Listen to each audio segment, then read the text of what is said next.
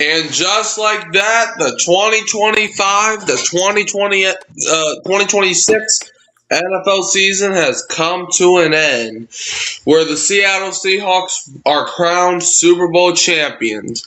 So let's give a round of applause to the Seattle Seahawks for their Super Bowl win. And then Atlanta, for once in their life, they were on the news for Super Bowl Sunday. Just not the news that they would have wanted, as their player stalking women now. Barely. Because why, Dad? Because Atlanta Falcons and all their players suck. Yeah, man. Come on, dude. Do better. Be better.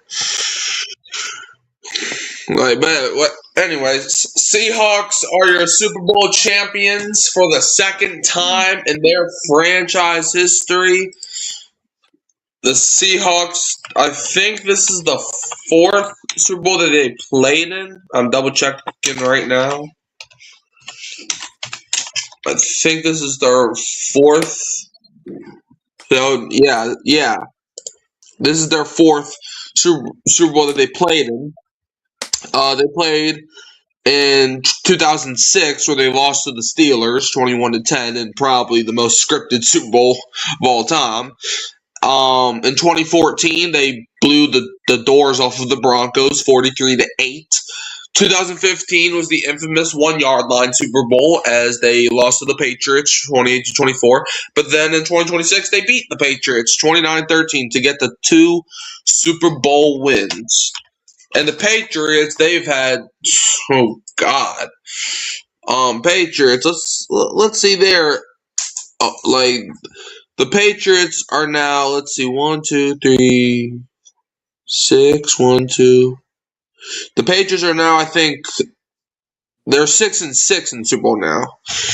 As in 1986, they lost to the Bears 46-10. 1997, they lost to the Packers 35-21.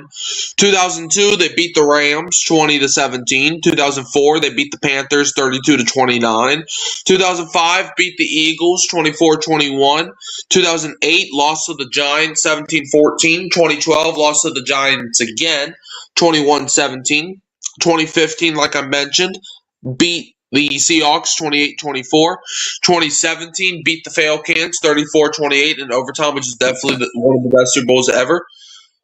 And then 2018 lost to the Eagles 41-33. 2019 beat the Rams 13-3. And now lose to the Seahawks 29-13. Now I'll be right back, but Dad, what's the main thing for the Super Bowl? The main thing for the Super Bowl, and we're going to get into it, I'm sure, is how ugly of a Super Bowl it was. I mean, from both sides.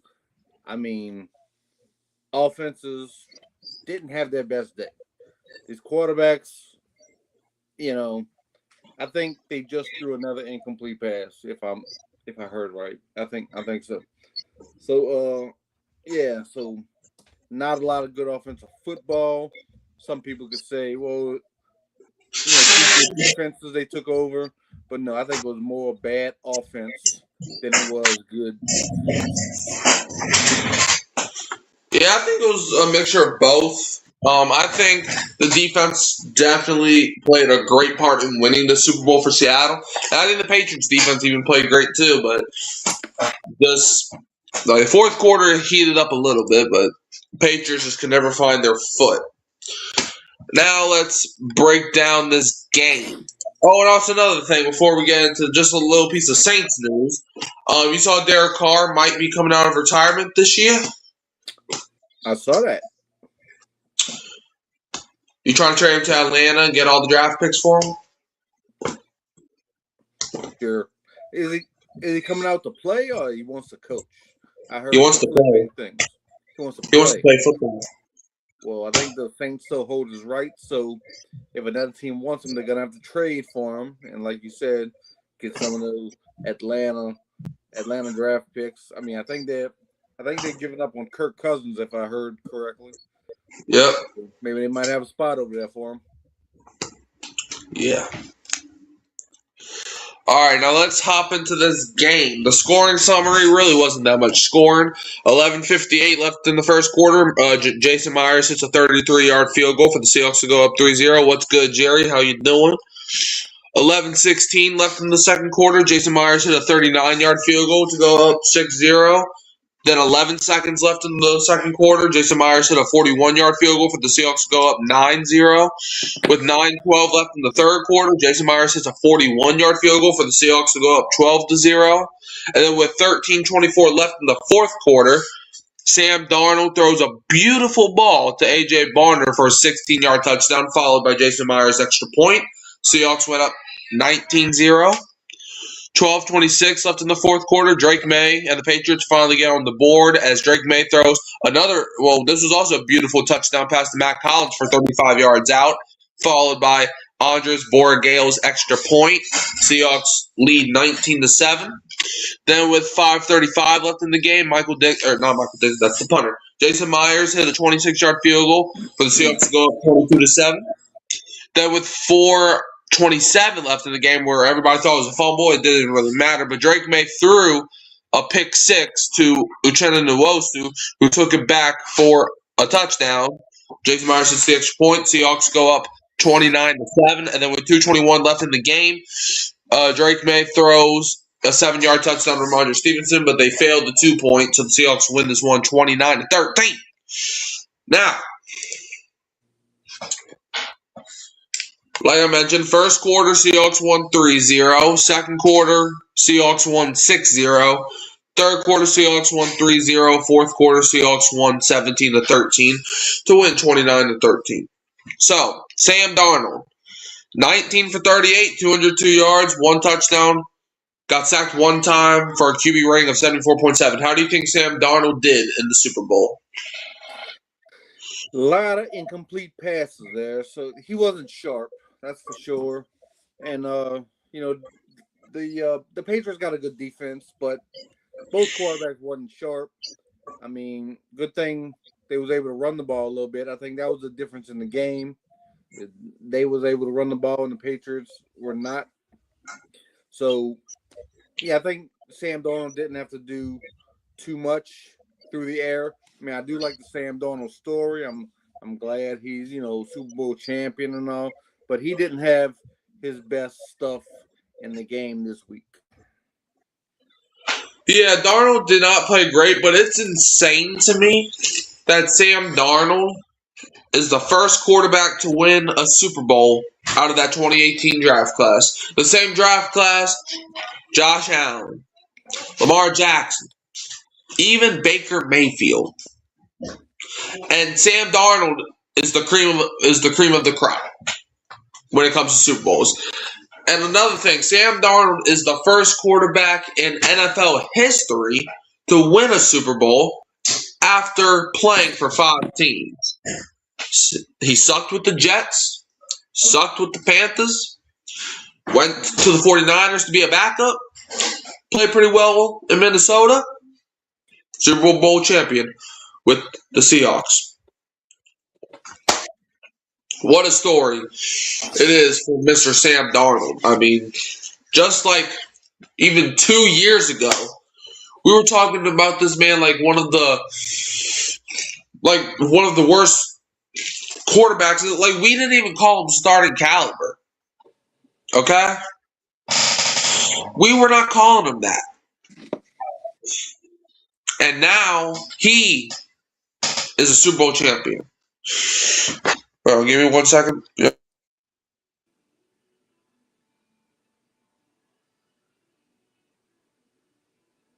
I'm back. Sorry, I had to do something. But yeah, Sam Darnold the fact that he's a Super Bowl champion is insane to me.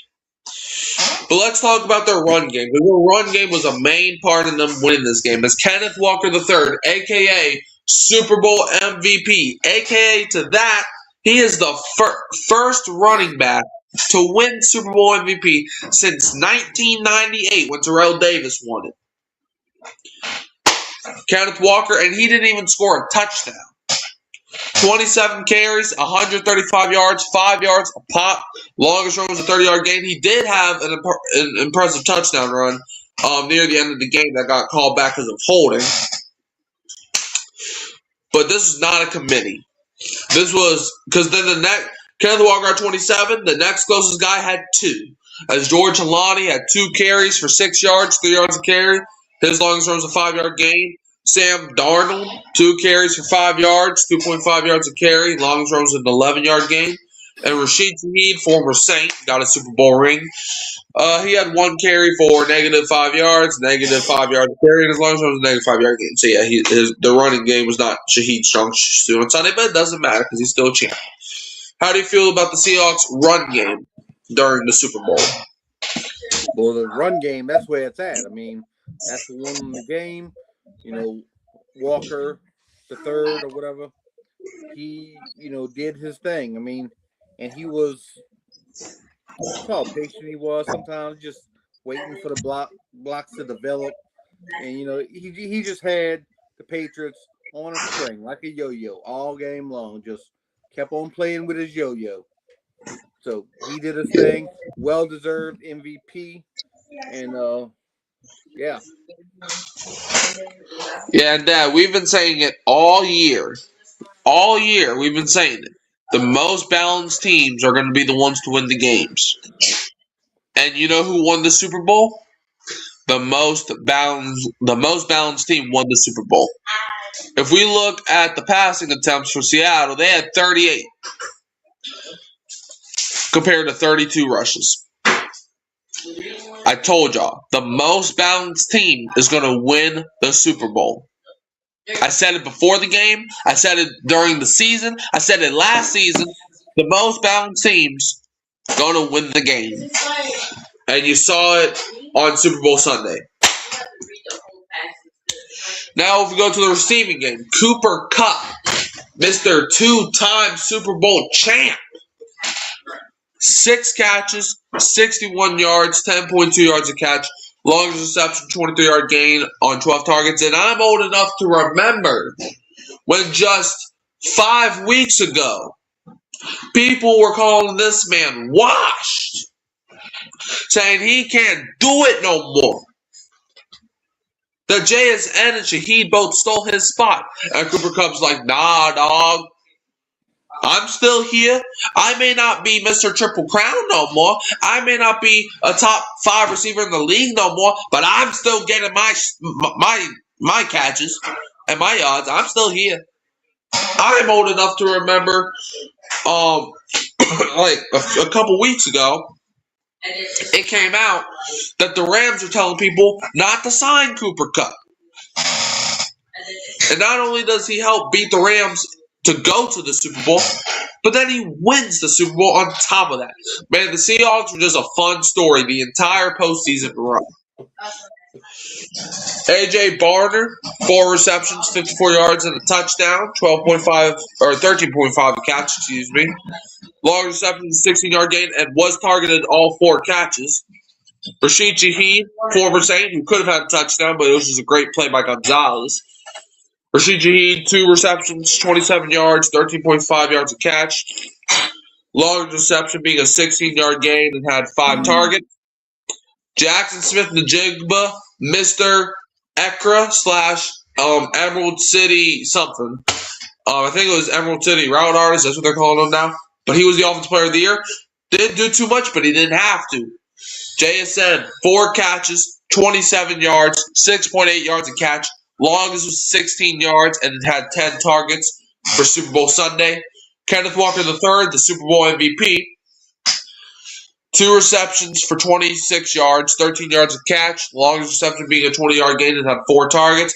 And George Holani, 1 reception, 7 yards a catch. Longest being 7 and had 1 target. How do you feel about the Seahawks receiving game on Sunday? Well, Njigba went out for a little while with he was being evaluated for a concussion. Yep. And he did return, but he did he had a couple catches after he returned, but he didn't really do too much. Shaheed had a couple chances to make big plays, but he was locked. Hello, How you doing? hello, how you doing? But he was locked up pretty good. Christian Gonzalez made a couple big plays. He at least broke up 2 long plays and then had another breakup in the middle of the field. I think Christian Gonzalez might have been the best player on the field, other than Kenneth Walker. Yeah. Okay. But like you said, the receiving core didn't need to do a whole lot because they ran the ball so well. Yeah, I mean, like the Seahawks. Most of us knew going into the playoffs, the Seahawks had the best chance at going to the Super Bowl because of that team. And like the Patriots, another thing with them, like we went over it. I want to say our last podcast episode, we were saying how easy that schedule was. Fired And coach. exactly, like almost every single week, they went up against a team that fired their head coach, and they lost to the freaking Raiders, the team that got the number 1 overall draft pick. A lot of people forgot they lost to the freaking Raiders. I understand it was week 1, but still, they lost to the Raiders. They got off to a 1-2 start and lost to the Raiders. You're right. So it's like, I mean, that mind boggles me how the number 1 draft pick team beat a team that was playing in the Super Bowl, but whatever. But yeah, I mean the receiving game for Seattle, it was good when it needed to be. But the Seahawks defense, the dark side, man, the Super Bowl was between 2 defensive-minded head coaches, and that's why. Ernest Jones, the 4th, 10 tackles, 1 assist. Josh Jobe, 6 tackles, 1 assist. Devon Witherspoon, 4 tackles and a sack.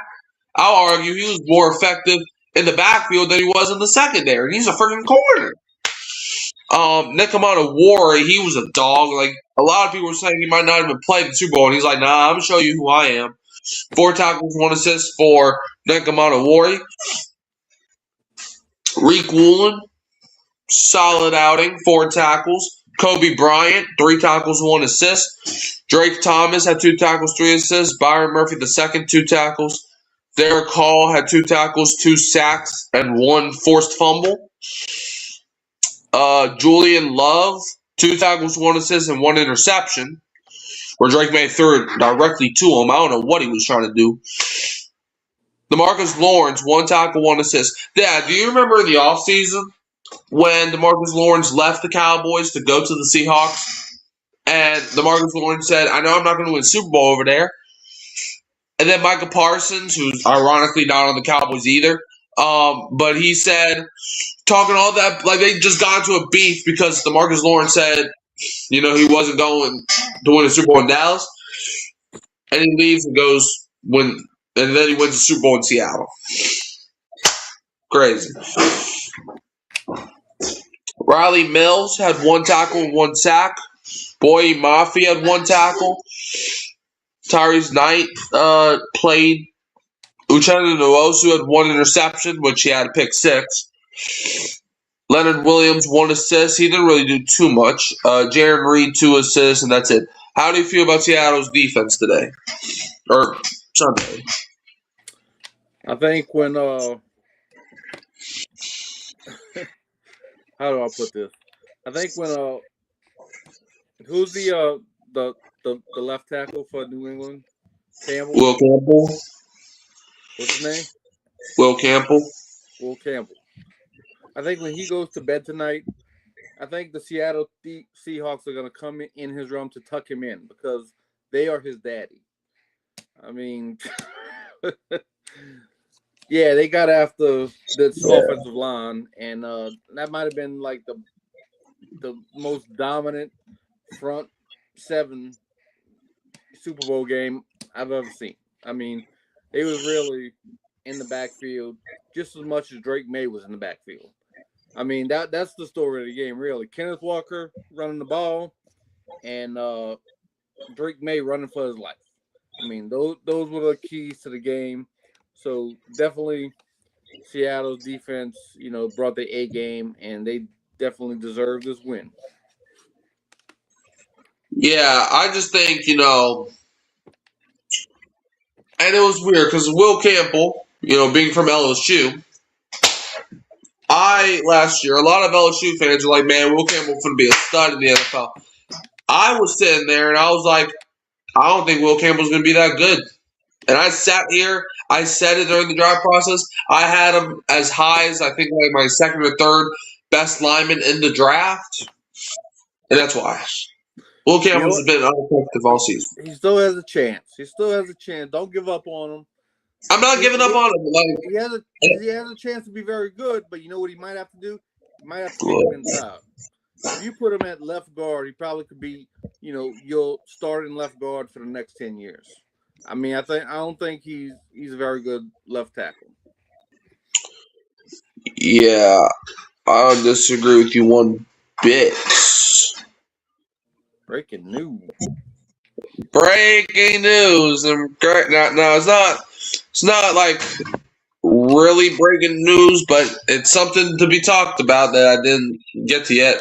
Super Bowl 60 had 125 million viewers, which makes it the second most watched Super Bowl of all time.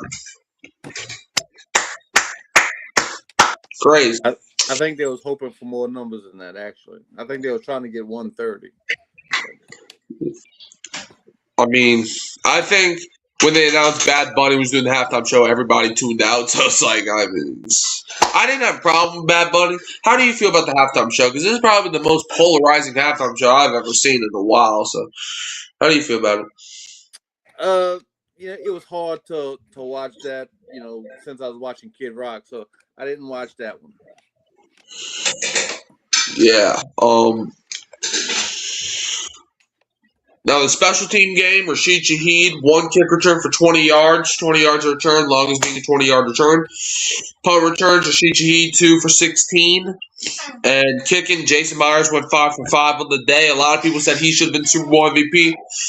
100%. His longest was a 41-yard field goal, 2 for 2 on extra points, made 17 points. Michael Dixon punted the ball 7 times for 335 yards, 47.9 yards a punt, 3 inside the 20. Longest was a 55-yard punt. And there was like 2 punts where he got it to like the 1-yard line. How do you feel about the special teams unit on Sunday? The special teams unit, that was another thing that tipped the scales to the Seahawks. I mean, those punts around the 1-yard line, all those field goals that your boy kicked, and yeah, he was in the running. That's what I was saying coming down the stretch. It's either Kenneth Walker or the kicker is going to win the MVP. And it's hard, it's hard to say that in today's game because it seems like it's a quarterback award, but quarterback might have came in third in this voting. I don't know. I don't have to vote. The number. Yeah, but I think this Super Bowl proved that you don't need an elite quarterback to win the Super Bowl. Like, yes, don't get me wrong, you still need a good to great quarterback. But Sam Darnold, he's not an elite quarterback. Jalen Hurts, not an elite quarterback. The Ravens won the Super Bowl years ago with Trent Dilfer. Trent Dilfer was a terrible quarterback.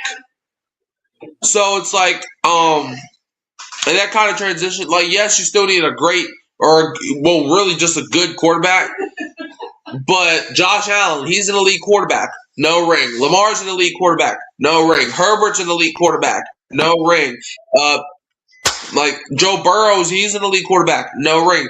Like you have to build around your elite quarterback. So that's why the Seahawks won the Super Bowl. It's not because Sam Darnold's elite or one of the best quarterbacks in football. It's because they build around Sam Darnold. So like that's what gives me hope as a Saints fan with Tyler Shough. Because I know after his rookie year, Tyler Shough showed promise, but Tyler Shough is still not an elite quarterback. But he can win you a Super Bowl if you do what Seattle did. And that's give him time to develop and then give him weapons and a defense. Like, if you just say, okay, we got Tyler Shough, we're just going to abandon everything else, you ain't going to win. You ain't even going to make playoffs. So, Like if that, like for example, Buffalo, they drafted Josh Allen, and they're like, okay, bet we'll just not do anything. We'll just watch what's going on, and look where they're at. No ring to their name. What's good, Kai the Great? How you doing, my brother? Talking Super Bowl Sunday, and now let's transition over to the Patriots side of things, because Drake May, man, he's gonna be seeing ghosts tonight. Drake May, 27 for 43, 295 yards, 2 touchdowns, 2 interceptions, was sacked 6 times, which was almost a Super Bowl record. And had a quarterback rating of a 79.1. Now the box score, if you did not watch the game and you look at the box score, you're like, okay, Drake May proved I was an MVP candidate. No, he did not. Not even a little bit. I don't care what the box score says. I'm telling you what I say. I'm watching the game and I'm like, MVP, who? Was the offensive line bad? Yes. Was the running game not there? Yes. Was the receiving game not there? Yes. Was the defense bad? No. That's like the only thing that was good on the Patriots. But Drake May definitely did not help. And look, he has time to develop. He has time. You know, he has like 15, 20 years if he's lucky. But to anybody that said May was robbed, not this year. Kai said Drake May gonna see Ghost all offseason. Yeah, that's another thing. It's like the one bad thing about losing in the Super Bowl, and look, there's a lot of bad things about losing, especially in the Super Bowl, but it's that feeling where it's like, man, we were one game away from a Super Bowl title, and you gotta stick with that the entire offseason. That's why some people argue. I personally would rather make the Super Bowl, but a lot of people argue it's better to miss the playoffs than lose in the Super Bowl. Which I'm no, because if you make the playoffs and make the Super Bowl, it could set you up for a future Super Bowl run. But a lot of people argue that because it's like the fact that you were one game away and you couldn't get it done hurts a lot of people. But how do you feel Drake May did on Sunday? Well, Drake May is going to see better days, that's for sure. I mean, you could talk about Will Campbell was getting beat like a drum all game long. They also had a rookie left guard, by the way, as well. But they've been relatively healthy, and I think Will Campbell started all 17 games this year. He did not. He did not? He missed like a month. A month? Okay. Well, I mean, he started for most of the year. Yeah, most of the year. And Drake May has been a MVP candidate most of the year, if not all the year. Came in second. So you would think this would have been something they could handle. Like, okay, Will Campbell's getting beat. We need to put some running backs over there to help him out. They didn't do nothing to the game plan didn't do May any favors. So we have to look to coaching. I mean, what was going on there. So Mike Vrabel didn't have his best game. That's for sure. Even though he's going to be a great coach too, but Vrabel, May, that offensive line, they didn't bring their A game. They wasn't in sync, and so that's why they came up short, way short. Yeah. Now, if we look at the running game for the Patriots, Drake May was their leading rusher. I'm sorry, but if your quarterback is not named Lamar Jackson and your quarterback is your leading rusher, you probably did not do good, especially running the ball. You probably didn't even win, and that's exactly what happened. Drake May had 5 carries for 37 yards, 7.4 yards a carry. Longest run was a 16-yard gain. Ramondre Stevenson, 7 carries, 23 yards, 3.3 yards a carry. His longest run was a 6-yard gain. And Trayvon Henderson had 6 carries for 19 yards, 3.2 yards a carry. Longest run being a 9-yard gain. How do you feel about that run game from the Patriots on Sunday? What run game? Like you said, Drake May is leading rusher. Not good. But, I mean, you're getting beat like a drum. You're usually going to abandon the run game at some point. I think that happened to the Patriots. So, in the second half, it was just about Drake May chucking it down the field. That's why his yards look so respectable. Not that he had a great game, just because he had to chuck it all second half of the game, and they went away from the running game. So that's how you end up with Drake May trying to be his Lamar Jackson self. Yeah, I mean, it was all bad for the Patriots. Like, May was running for his life. This kind of reminded me of last year's Super Bowl. Except, last year the Eagles, they were able to score a lot, but it kind of it kind of reminded me of last year's Super Bowl where the Patriots, or you remember the Chiefs' offensive line was terrible. Patrick Mahomes was seeing ghosts out there. The defense was trying to do something, trying to salvage something towards that end of the game. But then it was just too out of hand. That's kind of. But then the Chiefs made it watchable for the box score enjoyers, and that's literally what this Super Bowl was. And there was a YouTuber who said that Super Bowl 11 and this game had the same script, and he wasn't wrong. Like, it was literally like tick for tack almost. But yeah, now let's talk about the Patriots receiving game. Matt Collins, the dude that don't like to wear shoes, got 4 receptions for 78 yards, 19.5 yards reception, 1 touchdown, longest reception being a 35-yard gain, and had 8 targets.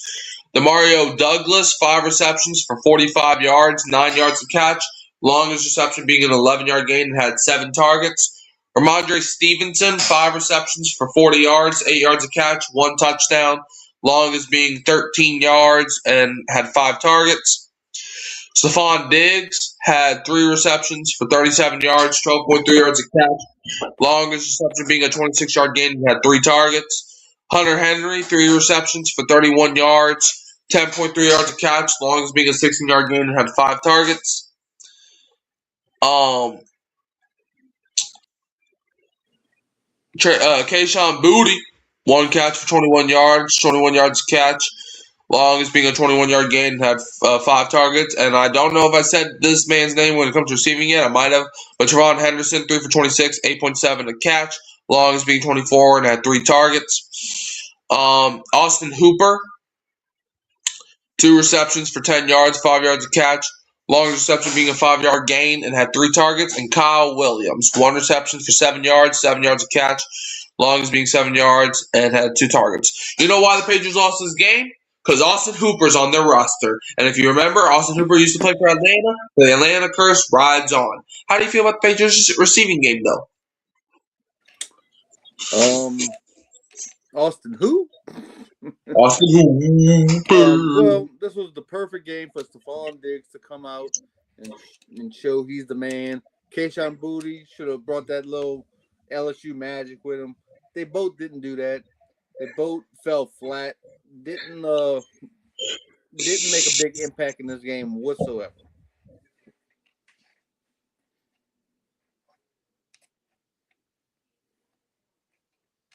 Yeah, sorry about that. Yeah, I mean, the Patriots receiving game just was awful until the 4th quarter, and then Ramondre Stevenson had more receiving yards than he had rushing yards. He's their freaking running back. The Patriots, they have to invest in a receiver this next offseason if they want to get back to the Super Bowl. Now let's talk about the Patriots defense, which is really the real reason why they were even they weren't ever in the game for they were in the game for maybe a quarter, but other than that, the only reason that it wasn't a 40-point blowout is because of their defense. So let's give them their credit. Marcus Jones had 7 tackles. Craig Woodson had 7 tackles, 3 assists. Carlton Davis III, 5 tackles, 1 assist. Jalen Hawkins, 4 tackles, 1 assist. Christian Gonzalez, 4 tackles. Anthony Jennings, 4 tackles, 2 assists. Jack Gibbons had 3 tackles, 1 assist. Milton Williams, 2 tackles, 1 sack. Christian Barmore, 2 tackles, 1 assist. Robert Spillane, 1 tackle, 3 assists. Kayvon Chaisson had 1 tackle. Harold Landry III, 1 tackle. Christian Ellis, 1 tackle, 2 assists. Leonard Taylor III, 1 assist. Kyrus Tonga, 1 assist. Jelani Tavai had 1 assist. Del Pettis, 1 assist. Corey Durden 1 assist, and that's it. How do you feel about the Patriots' defense? Yes, on Sunday. Well, the defense played as hard as they could. I mean, they made some plays. They stopped Seattle a lot of time on third down and made them punt the ball. And Christian Gonzalez, like we said earlier, could have been the best defensive player on the field. He made some plays. He came to play.